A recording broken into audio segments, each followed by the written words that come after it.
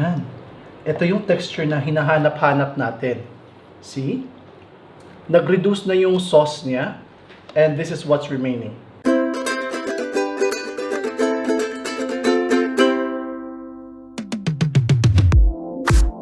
Mayong adlaw mga kaigalaan, ako si Chakoy and welcome sa Wandering Kusina.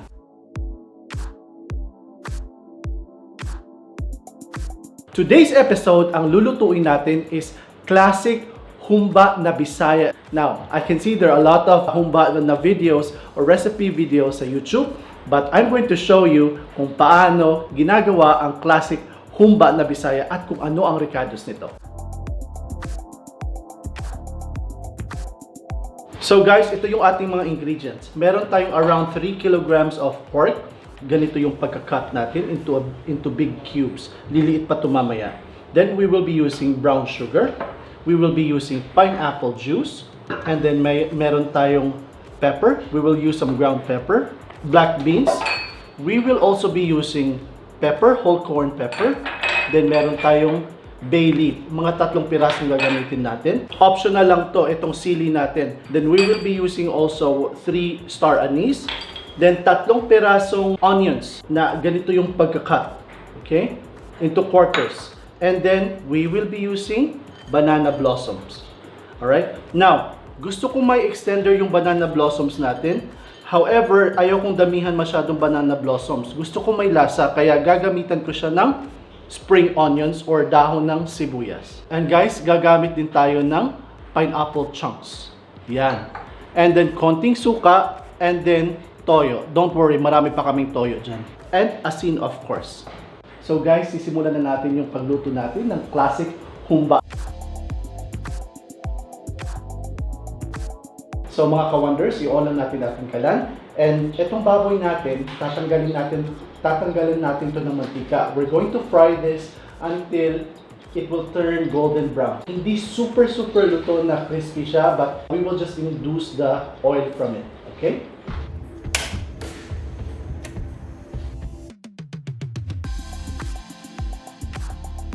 So guys, ngayong uminit na yung kawali natin, ilalagay natin yung ating baboy. Para mas mabilis lumabas yung mantika, lalagyan natin ng asin.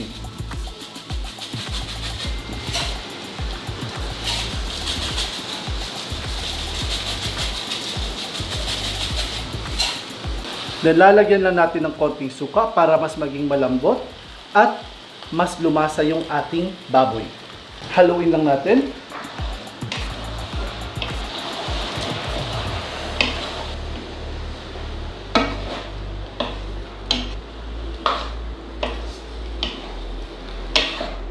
Every now and then, hahaluin natin to para hindi siya dumikit sa ilalim. At we will make sure na lumabas yung mantika niya at mag-golden brown siya as I said earlier.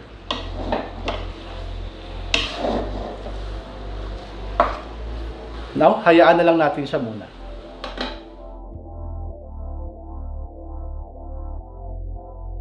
So guys, ngayon, as you can see, tignan nyo to, na-golden brown na siya. So this is the perfect texture nung baboy natin na hinahanap. Okay? Now, ililipat natin ito dito sa kaldero natin. Continue na natin ang pagluto ng classic humba natin. Okay?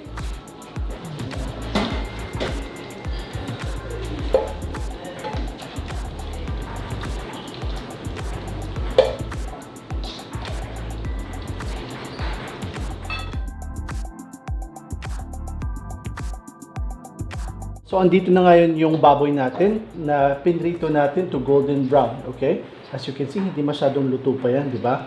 Although luto na yan, pero matigas pa yan. So, we're going to make it more tender with our seasoning and the rest of the ingredients. To season up our humba, I'm going to put 3 cups of pineapple juice. Sa amount na itong ginagamit natin, 3 cups ang gagamitin ko.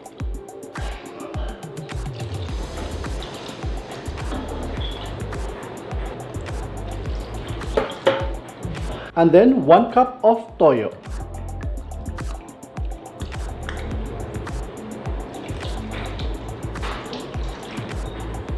There you go.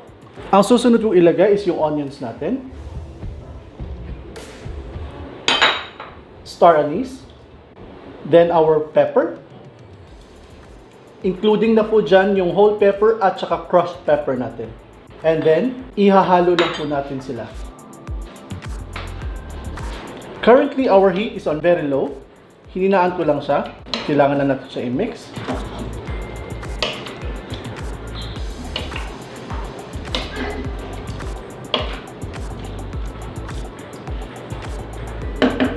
And then, ilalagay na natin yung banana blossoms.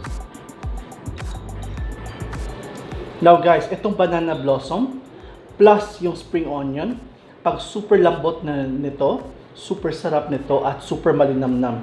Yung spring onions natin guys, kinat ko ito yung harder na stalk. Pinisa ko lang siya. Ilagay natin dyan. At ito yung onion leaves natin. What I'm going to do, I'm just going to tear this into half. Okay? And then, ilalagay natin itong ating bay leaf.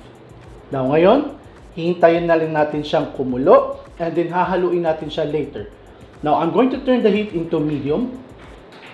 Then we're going to come back to it pag kumulo na siya. Tatakpan lang natin siya at babalikan natin pag kumulo na siya.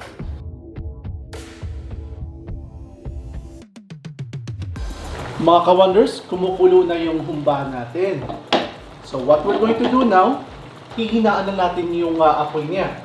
We're going to let it simmer on a very low heat hanggang lumambot ng tuluyan yung baboy. At this stage, lalagyan ko siya ng 5 tablespoons of brown sugar. There you go. So now, hahaluin lang natin siya.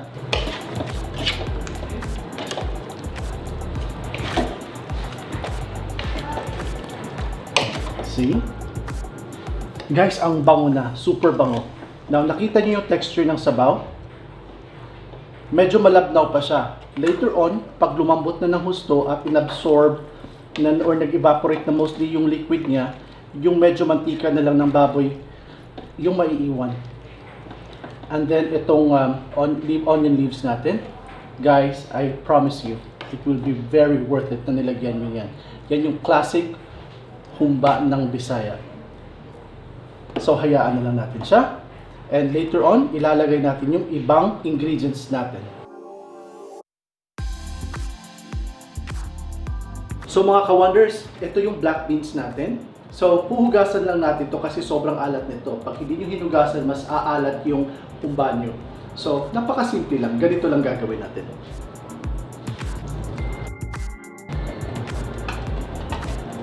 Tapos patuluan lang natin siya sa running water. Simple as that. And then, lagay lang sa mangkok. Ilalagay natin ito later on. We'll just have to make sure na hindi siya madudurog. Mas masarap ito pag hindi durog. So mga ka-wonders, ito yung status ng humba natin. Medyo masabaw pa siya dahil ito sa pineapple juice at saka sa toyong nilagay natin. And plus doon sa mantika na na-produce na doon sa baboy. Okay? Now, on a very low heat, just keep it like this. Babalikan natin to and we'll keep it on a very low heat.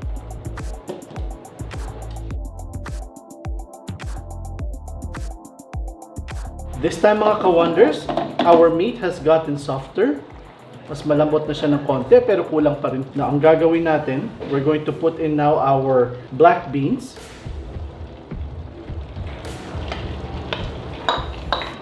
Then, our pineapple.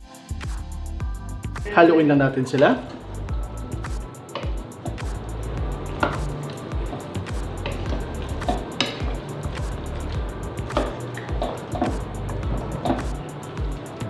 Yan. Now, what we are trying to achieve this time, mas magiging sticky yung sauce niya at mas maging konti na lang. Okay? So, we can opt to close this half. So, baling nakaangat yung kabilang side ng takip para lang mag-evaporate yung sabaw niya. Alright? And we'll come back to it siguro mga 30 more minutes. Mga ka-wonders, ready na ang classic humba natin. Tignan natin. There you go. Yan. See? Nag-reduce ng husto yung liquid ng humba natin. And that's how it looks like right now. Now, tikman na natin kung gaano kasarap. Yan. Ito yung texture na hinahanap-hanap natin. See? Nag-reduce na yung sauce niya. And this is what's remaining. So now, tikman na natin guys. Kuha lang tayo. And I want to get that onion, the onion leaves that I was talking about. Yan. At saka konting sabaw. There you go. Medyo sticky yung sabaw na guys. So guys, titikman na natin. First, yung meat. Tikman natin yung meat.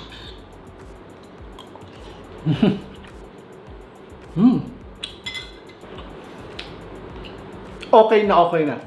Yung meat, I would say, it's not perfectly melts in the mouth kind of texture, but it's soft. Okay na siya. And then, tikman natin naman yung onion leaves na sinasabi ko sa inyo. That will add taste and perfection to your dish sa humba na to. That's the onion leaves and the banana blossom.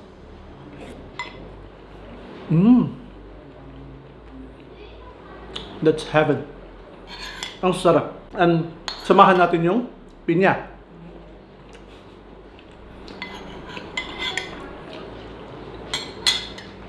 Kanin na lang kulang. Super sarap guys. Super sarap. There you go mga ka-wonders. That's our classic Humbang Bisaya. Guys, as what you've noticed, walang garlic kami nilalagay kasi hindi naman to adobo. And we don't usually put garlic sa humba namin. But if you're used to putting garlic, why not? It's your recipe, it's your taste, just put it in.